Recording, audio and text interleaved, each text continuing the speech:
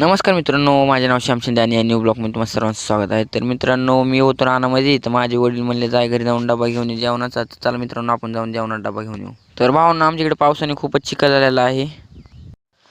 तर मग आलो भावांनो आपण गावामध्ये. तर ही आहे आमची भावांनो गाडी. तर तुम्ही नक्की मला कॉमेंटमध्ये सांगा की आमची गाडी कशी आहे कशी नाही. इकडे बघितलं काय आपली यामा लावली होती ना भावांनो, ही आपली भावांनो चाबी.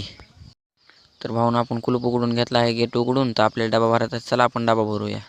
मग भावानं वेस्टपैकी आणला डबा हुडकून, मग भरायला चालू केला. मग भावानं आमची इथं वरण भात आणि चपाती केली ती. तुमचे नक्की सांगा कॉमेंटमध्ये काय काय केलं तर भावानं खायला. आणि भावानं चला मग मी आता डबा भरून घेतो पट पट पट पट.